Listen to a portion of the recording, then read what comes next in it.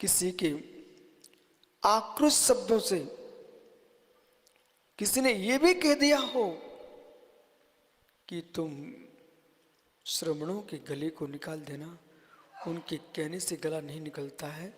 मित्र न वे निकाल पाएंगे, लेकिन भाषा सम्मति का दुरुपयोग करने से उन्होंने अपनी छोटी बुद्धि का परिचय दे दिया कि तुम कितनी नीचे उतर सकते हो, तुम्हारी भाषा कितनी नीचे हो सकती है। ये तीर्थंकरों की भूमि है। ये नारायण, कृष्ण, महावीर, वर्धमान, राम जैसे महापुरुष मर्यादा पुरुषोत्तम हुए हैं।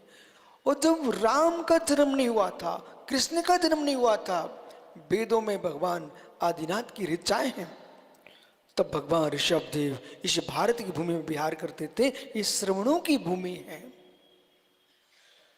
और श्रवणों की भूमि पर आपको बोध होना चाहिए।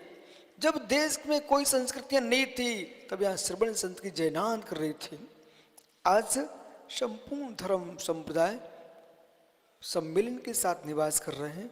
अच्छा ही है, हम सारता के साथ, मित्री भाव के साथ प्रत्येक जीव में भगवान आत्मा को देखते। ये वो दर्शन है कि जहां पर मित्र एक भगवान को ही नहीं देखते हैं। हम तो प्रत्येक जीव के अंदर भगवान को देखने की आंख मेरे पास है। पत्थर की मूर्ति में ही क्या, पत्थर की मूर्ति में ही क्या, वो तो स्थापना निक्षेप के भगवान है।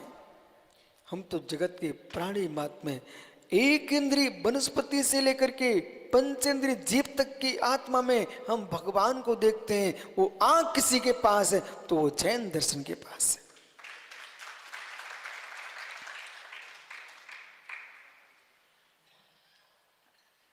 जिन जीवों ने अवहेलना की, निंदा की, उनको भी आशीर्वाद देने वाली संस्कृति ये श्रवण संस्कृति है। उससे मालूम है कच्चा माल खराब ही होता है, कच्चा माल खराब ही होता है, लेकिन कच्चे माल को ही बना करके सुंदर माल बना दिया जाता है। मिथ्या दृष्टि ही तो सम्यक दृष्टि होता है। सम्यक दृष्टि आएंगे कहां से?